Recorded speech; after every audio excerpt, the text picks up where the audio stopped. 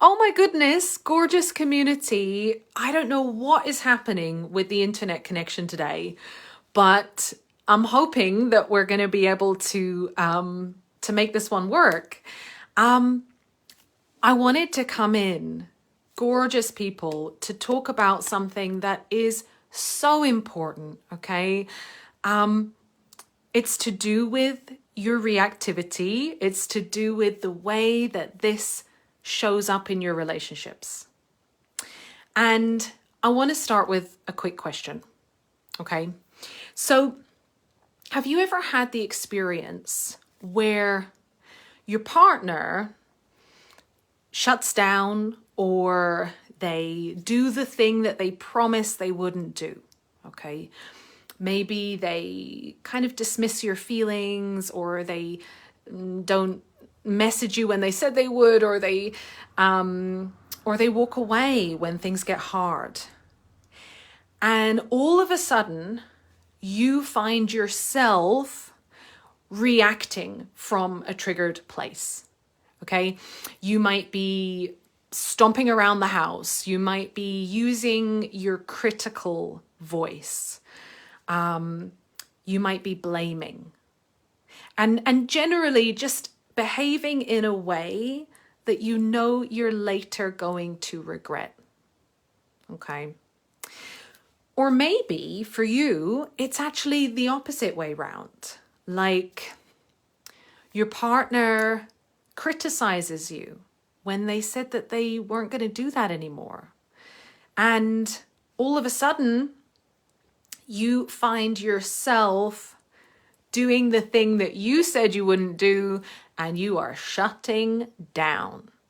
Okay? Who here has had that experience? Let me know, gorgeous people. Let me know in the comments if this resonates.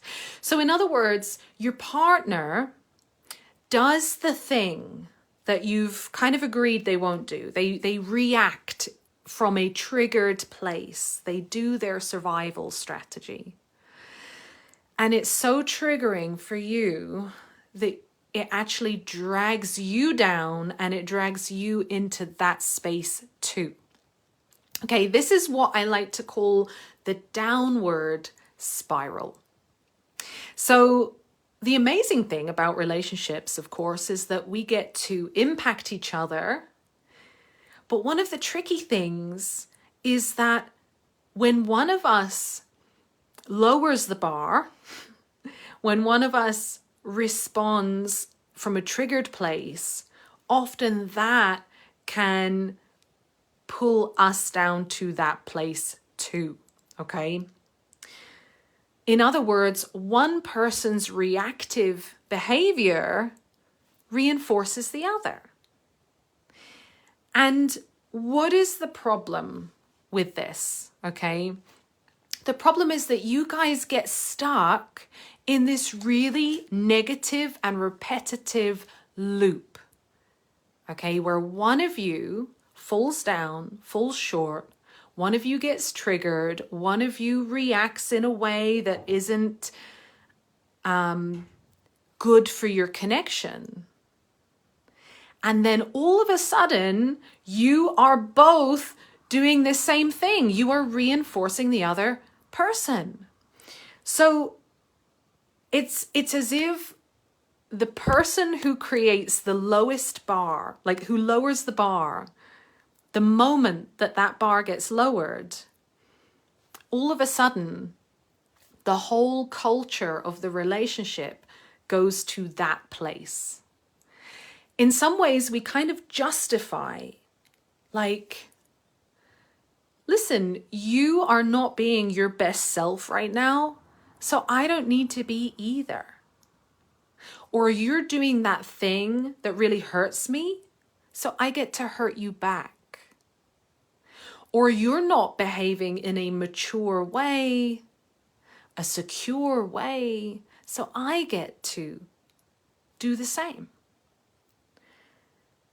It's as if we say to ourselves, you know, I would be the best partner that I'm capable of being as long as you show up perfectly.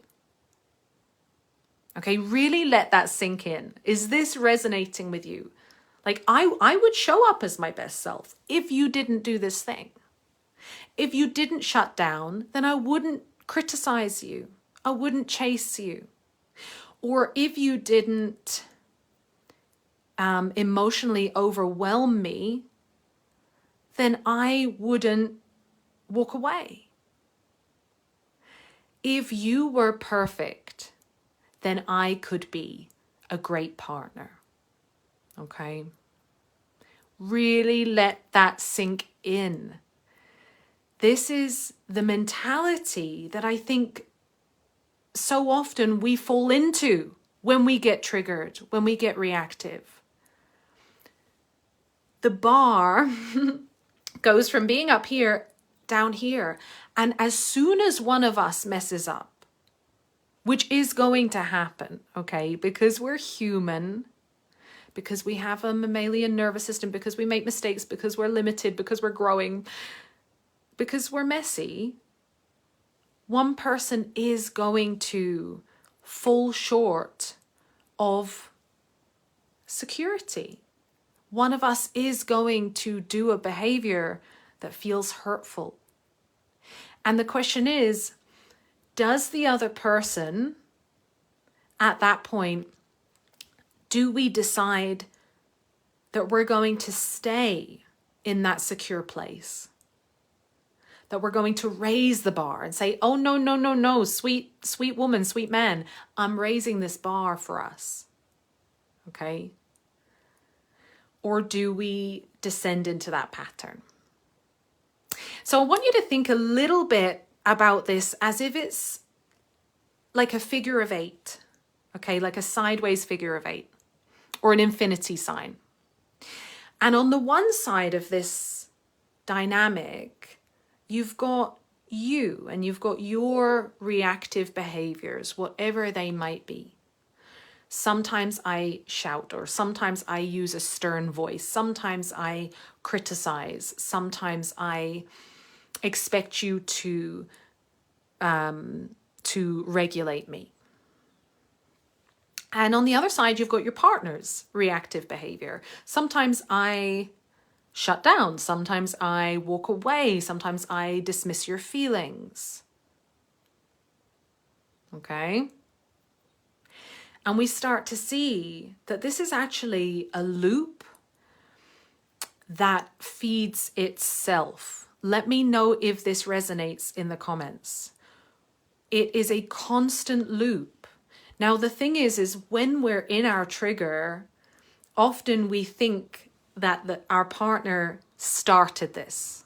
Like, you started this. You were the one who lowered the bar, and I just met you there. But what we're not really seeing is that when we zoom out, this is just a system. This is just a loop that we're in. And you brought this, you're part of the loop. You brought this from your history. Gorgeous people, we bring this from our history. It's not our partner's fault that we have our reactive behavior. Okay? Even when they are the first person to lower the bar. So what is the opposite of doing this, of spiraling downwards? And by the way, this spiraling, this can happen over the course of an hour. If you've ever had that experience where you're both reacting to each other and it's this really intense thing that lasts an hour. It could last a day. It could last 5 days. Or, and this happens sometimes, that we actually live our entire relationship this way, right? So we wake up in a bad mood with our partner, like, because we're already on the loop. Or we wake up and we're disconnected from them. You're already on the loop. So when we get into that mentality of I am going to show up at the level that you do. And the moment that you fall short is the moment that our entire relationship spirals downwards. If we live from that place, then it's a really hard, unpleasant, scary, crunchy place to be, right? And you're stuck in it because you being at your best self entirely depends on your partner. It entirely depends on your partner being perfect. So you're good for as long as you're good. But the moment that one person falls, both of you fall, and no one is there to pick the relationship back up again and say, no, we're better than this, come on. Right? Because I don't want to be the person who has to do that. This is how we justify going to that level. I don't want to be the person who has to be the bigger person. Well, here's the thing. It's not you against your partner. Okay? This was the biggest shift that I had in my mentality around this. It isn't me against my partner in these moments, even though it feels that way when we're triggered. It's actually us against the loop, against the cycle, against the pattern, against the system. It's us against our reactivity. And just because you've lost that battle with your reactivity in this moment doesn't mean I'm going to lose mine. I'm not going to use that as an excuse to lose mine. Okay? So what can we do instead, gorgeous people?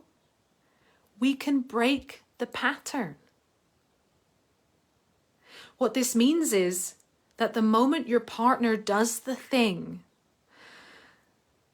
that you hope they wouldn't do, that they said they wouldn't do, that you agreed they wouldn't do, the moment that they become reactive in their particular way, and you feel yourself being drawn back into that loop, instead of giving into that, you could choose to spiral upwards.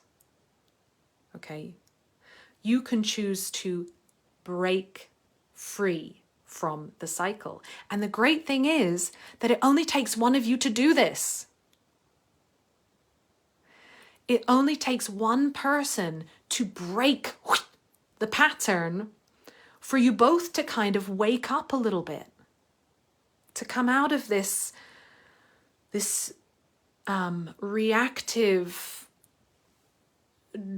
drunken reactive state that you're in, to remember, oh, we are a couple, we are together, we care about us. And it only takes one person to break that loop. How do you feel about that? How does that feel for you? Let me know in the comments, okay? Spiraling upwards. So what is an example of what this could look like for you? Let's say your partner starts feeling overwhelmed and they distance themselves from you, okay?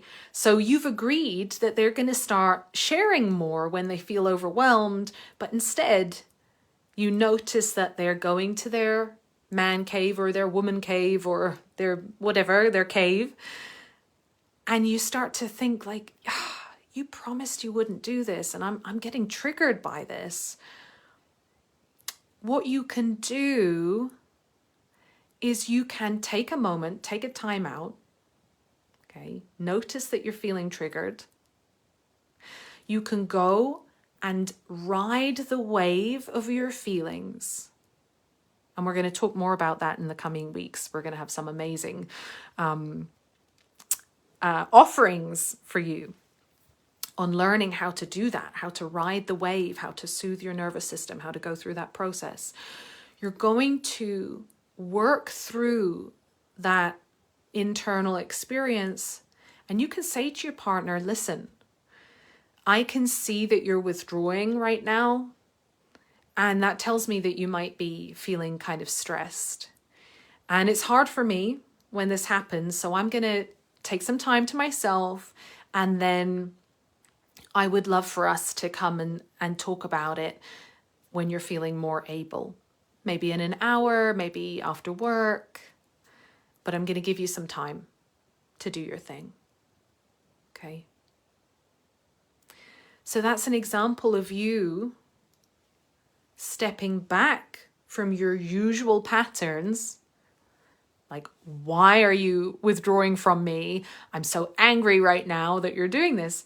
Instead of doing that, to show compassion, to raise the bar, to spiral upwards, to say, no, no, no, no, no. I'm going to come at this from a place of security. I'm going to handle my feelings. I'm going to handle my reactivity. I'm not going to meet you down there. I'm not. Okay? Or let's say it's the other way around, okay? So your partner starts criticizing you again. And you've spoken about this, and they've promised that they're not going to do that. And your instinct is, listen, this is too much. I feel like I'm never going to be good enough for you, and I just want to shut down and eject and run away. And instead of doing that, you can say something like, hey, listen, sweetheart, I hear you being critical of me. That tells me that you're maybe angry, and I want to talk about that with you, but I need you to calm down first. I need you to be in a more compassionate energy towards me, because I won't be criticized like this. Okay, so I'm going to give you some space to do that, and let's come back in an hour's time. Are you seeing, gorgeous people, how one person refusing, like once one of you gets triggered, the other person refusing to go down there? I am not going to join you in that place. Your trigger doesn't get to dictate the culture of our relationship anymore. My trigger doesn't get to dictate the culture of our relationship anymore.